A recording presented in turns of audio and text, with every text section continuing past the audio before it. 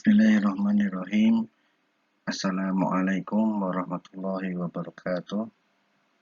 Alhamdulillah wassalatu wassalamu ala Rasulillah wa ala alihi wa ashabihi wa man tabi'ahum bi ihsani ila yaumil amma ba'd. Anak-anak yang kami sayangi, alhamdulillah hari ini kita melanjutkan pembelajarannya tema keempat. Sehat itu penting untuk tema 1, subtema 1 pada pembelajaran 4 sampai dengan 6 ya, terkait dengan peredaran darahku sehat ya anak-anak. Nah, sebelum kita melanjutkan pembelajaran kali ini, kalian bisa mempersiapkan terlebih dahulu alat tulis kalian serta buku paket kalian ya, tema 4 ya. Kemudian pada pembagian pembelajaran ini ya, pada tema 4 ini, subtema 1 ini ya, kita akan memperdalam mengenai tanggung jawab dalam kelompok. Nah, kelompok itu adalah kumpulan dari 2 orang atau lebih yang berinteraksi dan saling bergantung untuk memenuhi kebutuhan dan tujuan bersama. Sebagai contoh bentuk kelompok adalah kelompok belajar.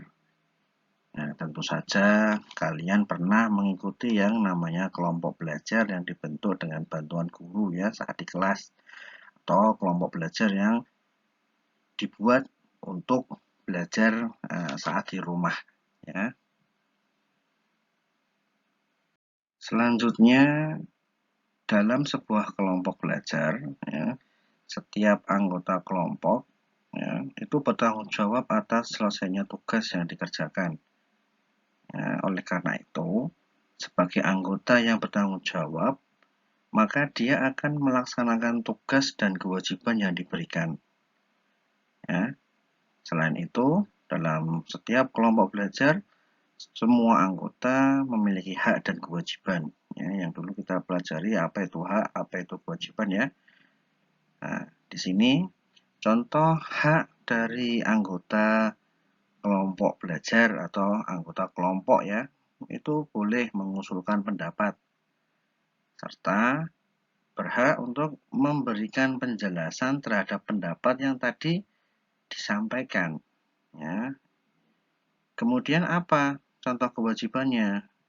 Nah, di saat orang lain mengusulkan pendapat, maka anggota lain wajib apa? Menghargai pendapat.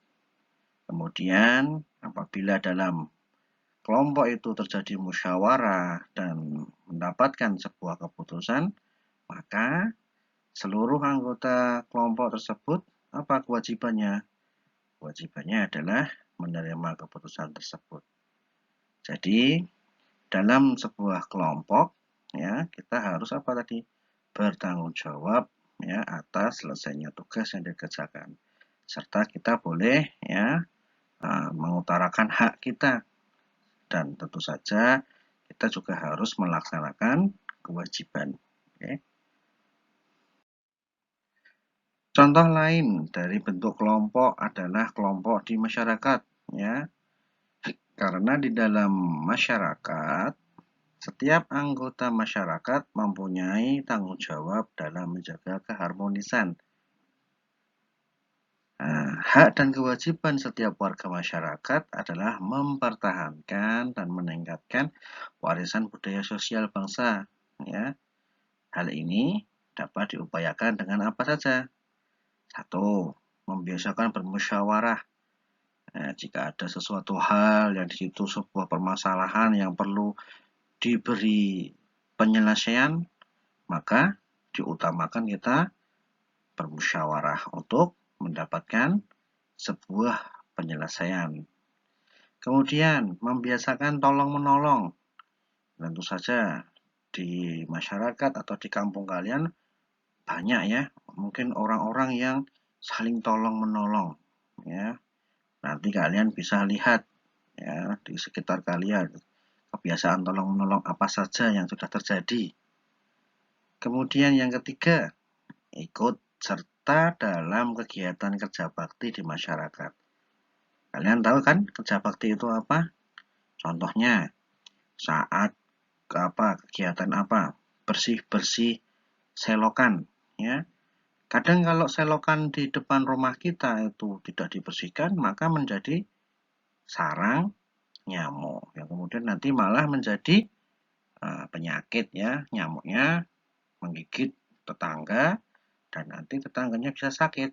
Nah, oleh karena itu, gorong-gorong atau selokannya di rumah kita perlu diadakan kerja bakti. Ya, semua anggota masyarakat atau di kampung tersebut ikut serta. Kalian yang mungkin masih anak-anak juga boleh, ya, boleh membantu. Nah, nanti kalian bersama orang tua kalian di sampingnya, ya, nanti mungkin ada yang bisa dibantu, kalian laksanakan. Kemudian yang keempat, ya, menjaga hubungan baik antar warga masyarakat serta menghindari perpecahan, ya. Kita dengan tetangga kita wajib bermuamalah dengan baik, ya, sebut supaya apa? Kita tetap menjaga persatuan dan kesatuan, ya. Tentu saja dalam hal ini kita menghindari perpecahan atau adanya adu mulut atau berdebat, ya, kita hindari, ya. Seperti kembali pada nomor 1 tadi, jika ada masalah maka kita biasakan untuk bermusyawarah. Kemudian anak-anak, contoh dari kelompok lagi, ya, masih di sekolahan. Kalau tadi kelompok belajar, sekarang kelompok pada tugas piket, ya. Tentu saja di dalam kelas kalian, ya, pasti ada namanya jadwal piket, ya. Nah, dalam kegiatan piket di sekolah, kadang kita mendapat tanggung jawab untuk apa? Ya, ada yang menyapu lantai, ada yang membersihkan meja dengan kemoceng, ya. Kemoceng itu bahasa Indonesia, ya. Kalau bahasa yang sering kita dengar sulak itu, ya. Kemudian ada yang menghapus papan tulis, ya. Dan masih banyak lagi. Ya, mungkin nanti kalian bisa tuliskan atau sampaikan kepada ustadz atau ustadzah kalian, ya, apa saja yang terjadi pada kegiatan piket di sekolah. Nah, anak-anak, tahu tidak, ya, saat kita melaksanakan tugas piket, selain sebagai bentuk pelaksanaan tanggung jawab, ternyata saat kita beraktivitas tersebut, ya, secara tidak langsung kita juga berolahraga, ya. Untuk apa? Untuk menjaga kesehatan, ya. Menyapu lantai, apa yang bergerak, ya, lengan kita, kaki kita, ya, kita berjalan sambil mengayuhkan sapu, membersihkan meja dengan kemoceng, ya, menghapus papan tulis. Anggota tubuh kita bergerak. Kadang kita juga keluar keringat, ya, seperti itu. Jadi secara tidak langsung kita menjaga kesehatan. Kemudian, anak-anak, apa sih manfaat kesehatan? Ya, orang sehat itu apa sih manfaatnya? Ya, upaya yang bisa dilakukan oleh setiap orang atau setiap individu dalam menjaga organ peredaran darah adalah berolahraga, ya.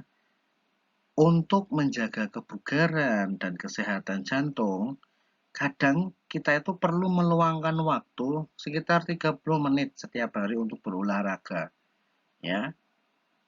Kegiatan fisik yang dilakukan secara berkelanjutan atau kontinu itu akan membuat aliran darah dalam tubuh kita atau tubuh kamu menjadi lancar. Nah, olahraga juga akan membuat kamu terhindar dari kegemukan, obesitas. Kemudian menghindari stres, ya, terhindar dari stres. Seperti itu. Kemudian upaya untuk memelihara organ peredaran darah manusia, ya. Tadi berolahraga secara teratur Paling tidak kita luangkan 30 menit setiap hari ya. Yang kedua, menghindari makanan yang berlemak. Ya, makanan yang berlemak, bahkan habis makan ditambah minum es. Ya, seperti itu. Dan yang ketiga, untuk memelihara organ peredaran darah manusia adalah kita istirahat yang cukup. Kita harus bisa membagi waktu, ya, kapan waktunya belajar, bermain, beraktivitas, kapan waktunya untuk istirahat, ya. Selanjutnya, mengapa kesehatan itu penting bagi kita? Saat kita memiliki tubuh yang sehat, maka tentu saja kita bisa melaksanakan ibadah sebagai bentuk rasa syukur dan ketakwaan kita kepada Allah Subhanahu wa Ta'ala. Selain itu, kita bisa mendapatkan manfaat dari tubuh yang sehat, baik secara langsung ataupun tidak langsung. Apa saja manfaat kesehatan secara langsung? Ya, secara langsung kita bisa mengurangi pengeluaran, ya. Apabila kita sakit, ya, tentu saja kita akan mengeluarkan biaya yang tidak sedikit untuk berobat di rumah sakit ataupun membeli obat. Ya. Kemudian kalau kita sehat itu bisa menambah pemasukan. Ya, maksudnya apa? Dengan tubuh yang sehat, kita itu dapat bekerja dengan baik ya. Orang tua kalian kalau sehat itu dapat bekerja dengan baik. Dengan demikian, pemasukan atau penghasilan yang diperoleh akan lebih banyak ya dibandingkan jika sedang sakit. Ya. Dan yang ketiga adalah menghemat waktu. Ya. Dengan tubuh yang sehat juga, kegiatan dan tugas dapat diselesaikan dengan cepat dan lebih efektif. Ya. Itulah manfaat kesehatan secara langsung. Kemudian ada juga manfaat kesehatan secara tidak langsung. Ya. Manfaat kesehatan secara tidak langsung itu yang pertama adalah peluang untuk sukses. Ya, sukses dapat diperoleh dengan dukungan kesehatan pada diri kita. Kegiatan harian tidak akan terganggu jika tubuh dalam keadaan sehat. Ya, sehingga kita bisa beraktivitas untuk mencapai kesuksesan kita. Kemudian secara tidak langsung itu menjadi tabungan masa depan. Dengan tubuh yang sehat, kita dapat menabung untuk masa depan. Tabungan tersebut dapat berupa kegiatan positif atau kegiatan amal yang dilakukan sehari-hari. Ya, kalian berlomba-lombalah ya dalam melakukan kebaikan. Ya, carilah sebanyak mungkin amal jariah ya yang nanti saat di akhirat itu menjadi pemberat timbangan kebaikan kita ya. Dan yang ketiga, kita mendapatkan kesempatan untuk berbagi. Ya, kesehatan itu membuat kita lebih menghargai hidup. Ya, dengan demikian kita diberi kesempatan lebih banyak untuk berbagi kepada orang lain. Ya, seperti itu. Manusia tentu saja tidak selalu bugar. Ya, kadang manusia pernah mengalami lelah yang disebabkan oleh banyaknya aktivitas, kurang makan yang bergizi, kurang olahraga.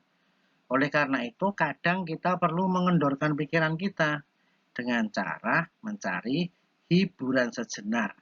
Misalnya bermain pantun. Nah, ingat anak-anak, nanti saat kalian membuat pantun jenaka, ya, hendaknya kita jangan menggunakan kata-kata yang menghina atau melecehkan orang lain, dan gunakanlah kata-kata yang sopan dalam membuatnya ya. Kemudian anak-anak, bagaimana cara membaca pantun? Ya, dalam sebuah kelompok kadang kita bisa saling menghibur antar sesama anggota. Kita bisa saling membaca pantun untuk menghibur diri dan teman-teman. Selain berguna untuk menghibur, Pantun kadang juga bermanfaat untuk menyampaikan nasihat. Ya, saat membacakan dan mendengarkan pantun, ada hal-hal yang harus diperhatikan. Ya. Saat mendengarkan pantun, perhatikan dengan seksama. Saat pantun dibacakan, perhatikan lafal dan intonasinya, sehingga kamu dapat menirukannya dengan tepat. Ada beberapa aturan yang harus diperhatikan dalam membaca pantun, seperti suara harus nyaring. Ya, dalam membaca pantun, intonasi dari baris pertama sama dengan intonasi baris ketiga. Ya, serta intonasi dari baris kedua sama dengan baris keempat karena pantun bersajat A, B, A, B. Nah, ternyata anak-anak pantun juga memiliki beberapa jenis dari segi isinya. Ada pantun jenaka, ada pantun nasihat, ada pantun teka-teki, ada pantun kiasan. Ya, pengertian dari pantun ini nanti bisa kalian pelajari lebih dalam di dalam buku paket kalian ya. Kemudian contoh-contohnya di dalam buku paket nanti juga dibaca. Ya, ingat dalam membuat pantun jenaka tadi, apa tadi nasihatnya? Jangan sampai di situ ya mencela orang lain ya, jangan sampai membuat orang lain malu. Kemudian ingat memilih kata-katanya menggunakan kata-kata yang sopan. Demikian pembelajaran kita kali ini ya. Semoga apa yang kita pelajari ya bisa kalian pahami dengan baik ya dan semoga menjadi ilmu yang bermanfaat.